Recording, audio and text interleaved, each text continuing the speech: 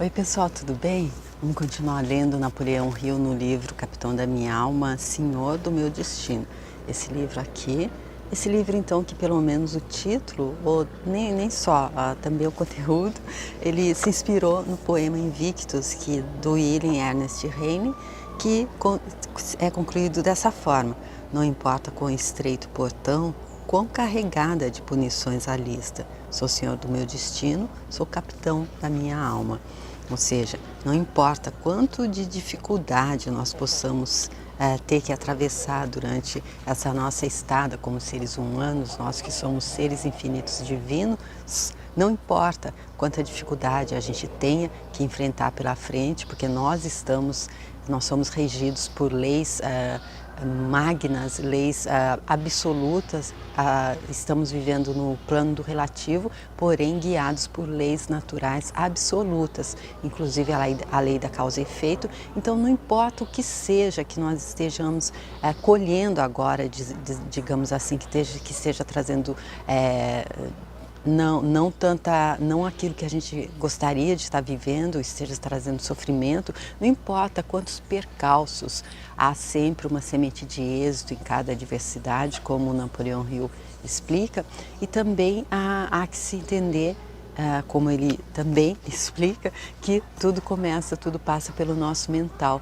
tudo começa por aquilo que nós estivermos pensando. Nós criamos a nossa realidade a partir dos nossos pensamentos. E é por isso que ele diz aqui ele lamenta aqui no capítulo 2, o capítulo que fala sobre o pensamento organizado, que o Heine, o autor desse poema, ele não tivesse concluído dessa forma. Sim, o indivíduo pode se tornar o capitão de sua alma se ele se apoderar da própria mente, organizá-la e andando humildemente perante Deus, ou seja, eu acredito, andando humildemente perante as leis naturais divinas que estão ali e são absolutamente iguais para tudo e todos.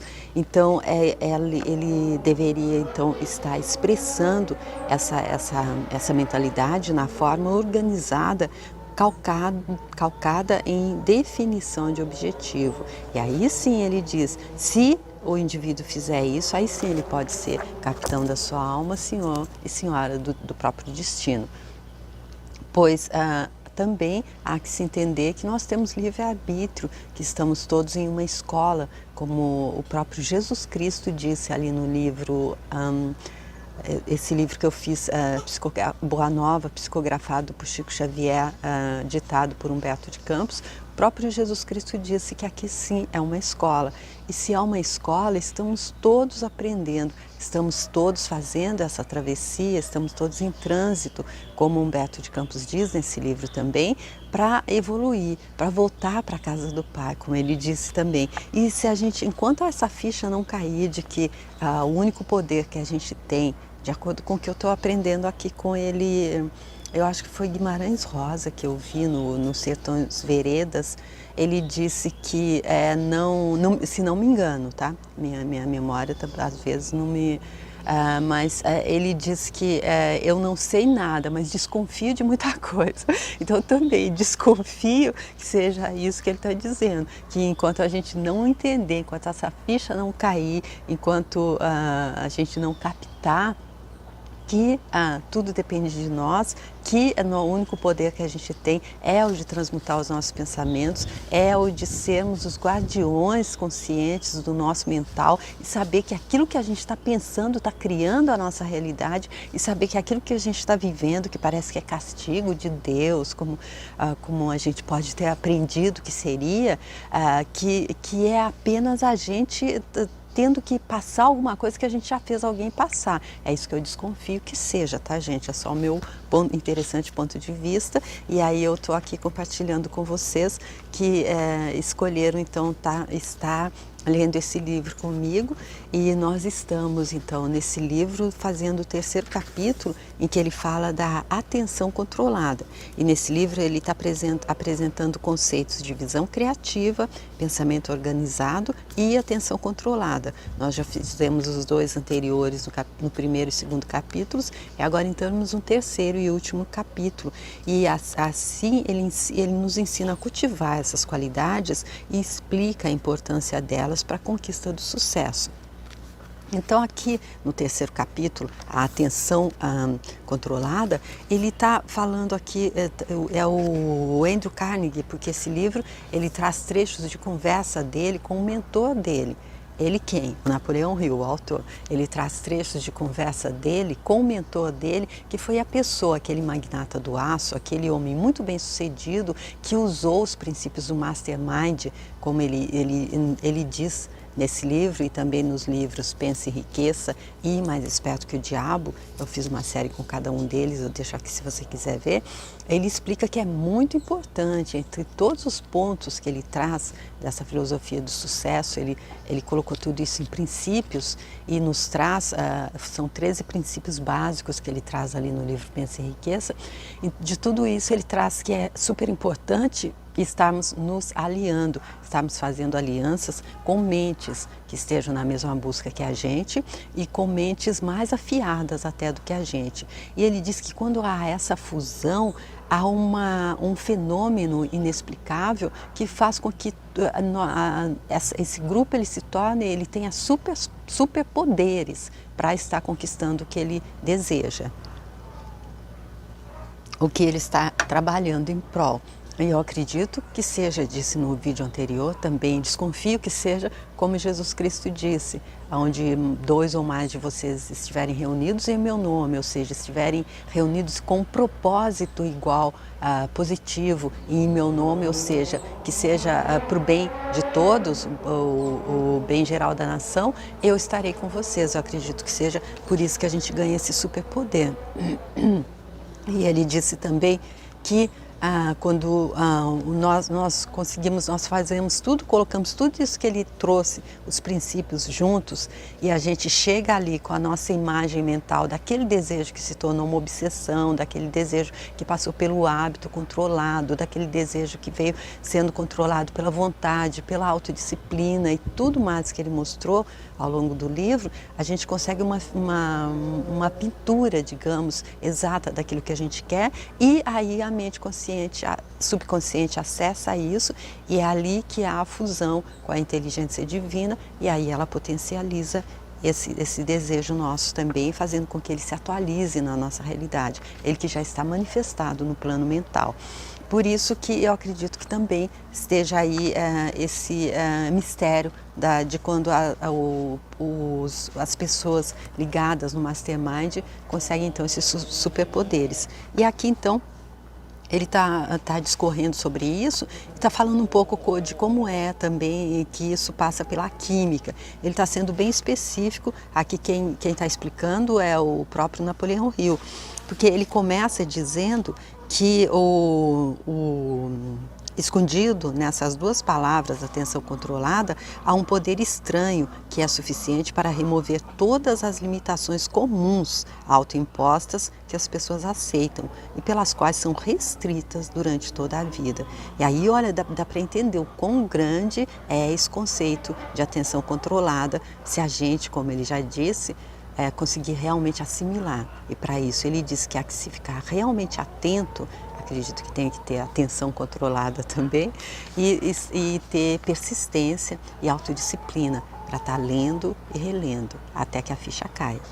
E aí ele diz também aqui que enquanto o Andrew Carnegie ele deduziu, ele concluiu que a atenção controlada seria só para resolver problemas econômicos e pessoais de natureza material, mas não mencionou suas possibilidades além desse ponto. E é aí que ele vai começar a falar sobre as possibilidades desse conceito, além do ponto de nos ajudar com as nossas questões de natureza material. Então, ele no último vídeo concluiu dizendo que a porção material do universo consiste, até onde a ciência foi capaz de determinar, em apenas duas coisas: energia e matéria. E parece, se quisermos ser estritamente técnicos na exposição dos fatos, que a chamada porção material do universo não é mais que energia, já que, obviamente, os elétrons da matéria são conhecidos como nada mais que duas formas opostas de energia, uma empurrando e a outra puxando, de forma a neutralizar sua energia combinada. Ou seja, aqui eu desconfio que ele está dizendo que tudo é composto de energia, tudo é energia, vibrando mais ou menos. Aquilo que a gente tem a ilusão de que seja matéria é energia mais densificada. E aí ele continua. Usando a dica da química da matéria, vamos agora passar à análise do poder de pensamento. Então, usando essa técnica aqui que ele já disse, da química da matéria, que ele explicou tudo nas páginas anteriores, está no vídeo anterior, tá bom? Vamos agora passar à análise do poder do pensamento. Pensamento é energia, é claro, como tudo nessa realidade, do dual do relativo é energia. E a partir de tudo que a ciência aprendeu sobre ele, ou a causa dele, pode ser precisamente o mesmo tipo de energia que mantém juntas as forças oponentes do elétron. Então, ele dizendo que, como tudo, o pensamento também é energia. E como a ciência já mostrou que essa energia ela pode, então, estar mantendo junto as forças oponentes do elétron, então, eu acredito que ele está dizendo que o pensamento, então, tem esse poder. Se isso é verdade, então é claro que a energia do pensamento responde às mesmas influências modificadores que alteram a natureza dos elementos da matéria. E uma delas, como vimos, é a maneira como os átomos da matéria são combinados. Então, ele dizendo, se essa teoria dele é verdadeira, então é claro que a energia do pensamento responde às mesmas influências modificadoras que alteram a natureza dos elementos da matéria. E uma delas, como vimos, é a maneira como os átomos da matéria são combinados. Há dois fatos de que temos certeza.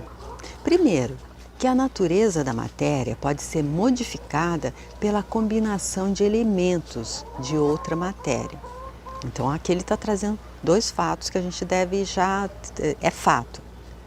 A natureza da matéria pode ser modificada pela combinação de elementos de outra matéria. E segundo, que a natureza do pensamento pode ser modificada e alterada pela aliança de duas ou mais mentes. E isso independe da natureza da aliança ou do objetivo pelo qual ela é formada. Esses fatos são tão conhecidos, até pelos leigos, que são prontamente aceitos. Então, ele dizendo aqui que, pegando-se então o exemplo, a matéria, trazendo para o pensamento, o mesmo que acontece, a alteração que acontece na natureza, ela pode modificar a combinação dos elementos da matéria, uma matéria pode modificar a combinação dos elementos da outra, a mesma coisa, duas mentes, uma pode modificar a combinação dos elementos do pensamento da outra. Então é aquilo que ele disse ali também, quando ele falou da importância grandiosa da gente ver a que mentes nós estamos nos associando. Sabemos que há certos tipos de mente que, quando entram em contato por qualquer tipo de interação, tornam-se definitivamente antagônicas entre elas. Nessa circunstância, encontramos uma hipótese razoável para a crença de que a química do cérebro e a química da matéria, em outros campos, são a mesma. De que a mesma lei da natureza que modifica inofensíveis elementos químicos em veneno mortal pelo mero ato de combiná-los, altera também as vibrações de pensamento, quando misturadas em certas combinações, para gerar uma influência antagonista. Então, aqui o que eu estou desconfiando que ele está explicando é que, então, é como aquela coisa que a gente diz, não tem química, não existe química entre eles. Então, ele dizendo que a mesma lei da natureza que modifica inofensíveis elementos químicos, ele já falou disso ali nas páginas anteriores, com mais detalhes, em veneno. Por exemplo, eu já ouvi dizer, vocês também já devem ter ouvido dizer, que determinada coisa que é remédio, se for aplicada de uma forma, se for associada com uma outra coisa, ela pode ser um veneno letal. Então, foi isso que ele explicou ali. E aqui ele dizendo, a natureza modifica inofensíveis elementos químicos em veneno, então ela, mortal, pelo mero ato de combiná-los, ela altera também as vibrações do pensamento, quando misturadas em certas combinações para gerar uma influência antagonista. Ou seja, eu estou vibrando, o meu pensamento está vibrando como que diz? Qual é a vibração? Qual é o local? Meu pensamento está vibrando em um local e eu encontro uma outra mente que está vibrando com um outro local de pensamento, a gente pode então ter ali uma combinada, essas duas vibrações, ter ali então aquilo que seria o veneno mortal, que seria o antagonismo, ao invés de ter a fusão benéfica para se criar aquilo que a gente está buscando criar, acredito. Em outras palavras, existem certos tipos de combinações de energia do pensamento que brigam no momento em que entram em contato. Então, ele explicando, em outras palavras, como é que acontece esse antagonismo. Ou seja, essas energias de pensamento brigam, essa palavra está entre aspas, no momento em que entram em contato. Esse fato é demonstrável não somente no relacionamento entre dois indivíduos, também pode ser visto no funcionamento de uma mente individual, porque é sabido que há tipos de pensamentos que se repelem, há tipos de pensamentos que se repelem assim que entram em contato. Então, ele dizendo que isso não acontece só entre duas pessoas, mas pode ser visto também no funcionamento de uma mente individual, porque há pensamentos que se repelem. Mas aqui eu não entendi como é que isso acontece no individual. Então, se seria a gente estar ali no comando e aí, se nós estamos numa vibração mais elevada, se vem um pensamento negativo, ele já seria repelido. Vamos ver se é isso. A emoção do medo e a emoção da fé, por exemplo, são tão hostis entre elas que não podem ocupar o cérebro ao mesmo tempo. Gente, olha que incrível que ele disse isso para... Nossa, olha que incrível, pelo menos eu estou achando super incrível, que ele disse que a emoção do medo e a emoção da fé são hostis entre elas. Isso ele está falando de química, ele está comprovando por A mais B. E elas não podem ocupar o cérebro ao mesmo tempo. Então, como é que eu posso dizer, só fazendo aqui trazendo aqui, como é que eu posso dizer que eu acredito em Deus, que eu tenho fé em Deus? E o professor Hélio Couto já explicou que quando a gente conhece, é isso que é fé.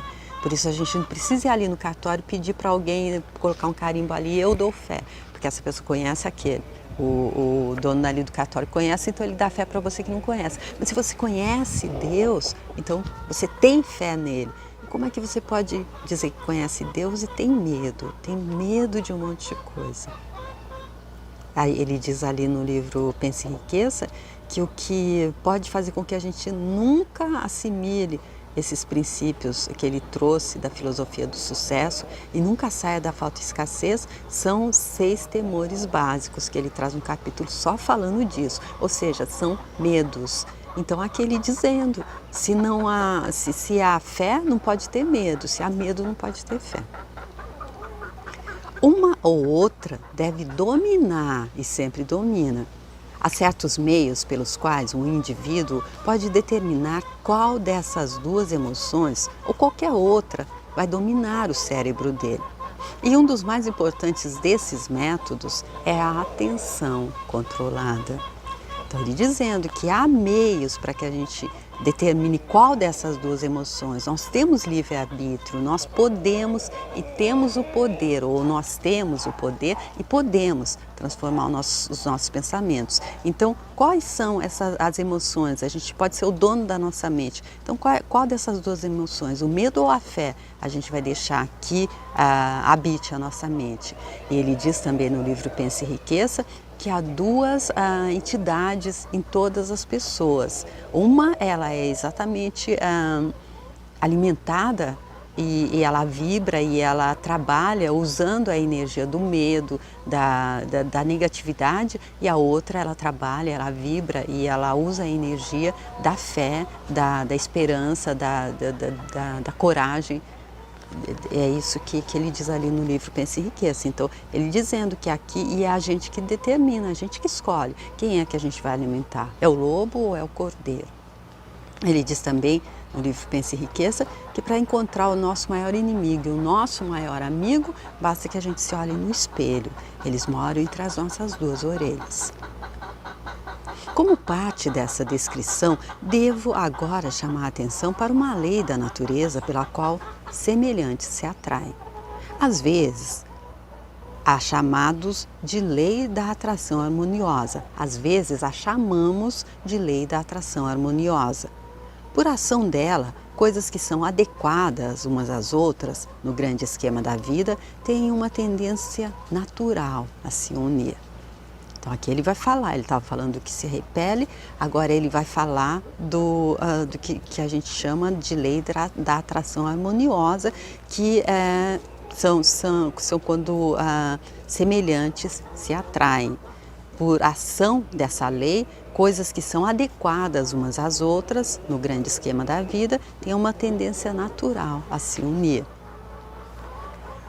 Vemos essa lei em ação na vegetação que cresce do solo. Por algum processo estranho e desconhecido, essa lei consegue juntar os elementos químicos do solo e combiná-los com as unidades de energia dos elementos do ar, de forma a produzir coisas vivas que crescem do chão. Então, aqui ele trazendo exemplos que a gente tem aí à nossa volta, à vontade, que são a natureza produzindo, a natureza criando, a natureza se reproduzindo. Então, ele diz que essa lei consegue juntar os elementos químicos do solo e do ar para produzir coisas vivas que crescem do chão. Aqui não há antagonismo, não tem briga entre os elementos da matéria e as unidades da energia. Eles fazem seu trabalho em resposta à lei da atração harmoniosa, sem oposição entre eles. Ou seja, a natureza, na sabedoria dela, ela não nada contra a maré. Ela, então, trabalha ali de acordo com essa lei da atração harmoniosa. Não há antagonismo, não há briga. Por isso que dá tudo certo. Quando analisamos o relacionamento entre os homens, descobrimos outra situação na qual a lei da atração harmoniosa é, muitas vezes, desconsiderada e forças hostis de energia de pensamento rompem relações de harmonia. Então, ele trazendo isso para a gente aqui, para a nossa vivência humana, então ele diz que a gente descobre, se a gente traz isso para a nossa relação, outra situação na qual essa lei da atração harmoniosa é desconsiderada. Se a gente desconsidera essa lei, então a gente abre porta para forças hostis de energia de pensamento que rompem essa relação de harmonia. Aí então que acontece a briga, que acontece o antagonismo. Às vezes isso acontece por causa da ignorância do homem sobre a lei da atração harmoniosa. Às vezes é resultado da substituição deliberada pelo homem de pensamentos negativos, que são conhecidos por destruírem a influência da lei da atração harmoniosa. Então aqui ele dizendo que às vezes acontece por pura ignorância. A pessoa não conhece, a gente não conhece essa lei da atração harmoniosa, que ele diz que é resultado desse milagre, entre aspas, que acontece quando nasce uma planta do chão. São as forças químicas do solo se juntando com as forças, com a energia dos elementos do ar. E aquele dizendo que se a gente não entende isso, então a gente pode, por ignorância, não utilizar a lei, substituir essa lei por pensamentos negativos. E aí isso é conhecido por destruir a influência da lei da atração harmoniosa.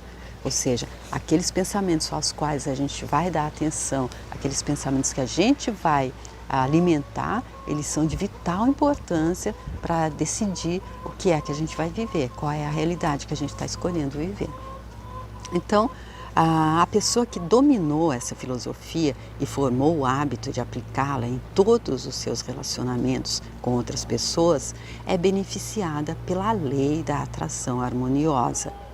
Ela condicionou o cérebro para atrair apenas pessoas e coisas materiais que deseja.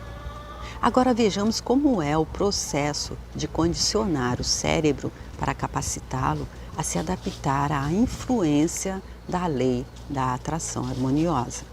A saber, aqui então ele dizendo que a pessoa que dominou essa filosofia que ele está trazendo aqui, nessa parte desse terceiro capítulo, Atenção Controlada, ela formou o hábito de aplicá-la em todos os seus relacionamentos com outras pessoas, é beneficiada por essa lei da atração harmoniosa que é tão potente, que é tão forte para criar aquilo que a gente está buscando.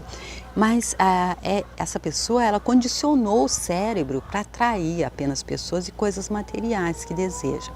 E aí ele vai então agora mostrar, porque ele podia deixar aqui desse jeito, ela condicionou, mas aí como que a gente faz para fazer isso na prática? Ele já disse ali atrás, no final do segundo capítulo, Pensamento Organizado, que ação é tudo, que se havia uma palavra que a gente podia guardar de todo o capítulo, seria ação, que teoria sem prática não é nada.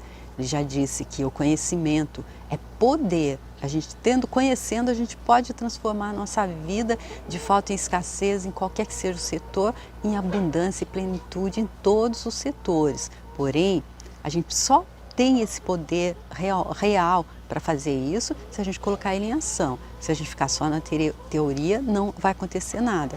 Então, por isso que ele está dizendo, se ele só dissesse, essa pessoa tem que condicionar o cérebro dela, mas não explicasse como colocar isso na prática, aí a gente ia ficar até frustrado. Porém, ele vai dizer, vejamos como é o processo de condicionar o cérebro para capacitá-lo a adaptar-se à influência da lei da atração harmoniosa, a saber. E aí então eu deixo para o próximo vídeo, vamos todos com muita atenção, com muita dedicação mesmo, saber como é que a gente condiciona a nossa mente para fazer com que essa lei da influência da atração harmoniosa, então haja na nossa vida, trazendo aquilo que a gente está buscando colher aí dessa existência. Ele dizendo aqui que se a gente dominar a nossa mente, pensar de modo criativo, organizado e atento, as nossas ações nos levarão à vitória. Então vamos lá, gente, e ele disse também que é super importante estar realmente assimilando tudo que ele está explicando nesse livro e colocando em ação. E que para isso a gente teria que fazer a leitura com muita atenção, muita calma, muita disposição, boa vontade, autodisciplina, determinação para estar voltando e lendo de novo, relendo de novo, tá bom? Eu espero que a leitura esteja sendo agradável, que os meus comentários possam estar ajudando de alguma forma na compreensão. É só como eu disse, o que eu desconfio que seja, eu estou aprendendo exatamente junto com vocês. A única diferença é que eu pensei, eu vou ler esse livro, ele vai mudar a minha vida. Então, por que não lê-lo no YouTube? E assim ele pode mudar também, pode ajudar na mudança da vida de tantas pessoas que talvez não teriam a possibilidade de lê-lo, não ficariam nem sabendo da existência dele, como as pessoas analfabetas ou as deficientes visuais. Eu acredito que talvez ele exista em braille, tem também audiolivros, claro, tem outras possibilidades, mas digamos que seria através da minha leitura aqui que você fosse poder ter acesso a esse livro, e é exatamente com esse objetivo que eu estou fazendo, tá? Fico super feliz com você que está acompanhando, com você que está gostando aqui do cenário do meu estúdio aqui no Galinheiro, como a Rô, por exemplo, minha querida, lá do Sul, muito obrigada. E todos vocês que me mandam mensagens, muitíssimo obrigada. Todos vocês que compartilham o vídeo, todos vocês que deixam a sua curtida, isso é super importante também, para que o YouTube entenda, aprendi isso com os vídeos que eu vejo, para que o YouTube entenda que o vídeo é interessante, ele passa para outras pessoas. Então, o meu objetivo realmente é que essa filosofia do Napoleão Hill chegasse para muita gente, que eu já ouvi dizer que realmente muitas vidas foram mudadas através desse grande autor de best-seller, que saiu da falta e da escassez e passou para a abundância e plenitude em todos os setores. Então ele tem know-how para falar, para ensinar, e passou 30 anos estudando, buscando como fazer, como mostrar isso que ele chama de o guia, para que a gente alcance também todo esse sucesso que a gente está buscando, e é em todos os setores, não é só financeira, plenitude e abundância em todos os setores, e é para isso que a gente está indo, tá bom, gente? Fico super feliz, muitíssimo obrigada, eu espero muito voltar a ver vocês aqui comigo para o próximo vídeo. Obrigada, tchau!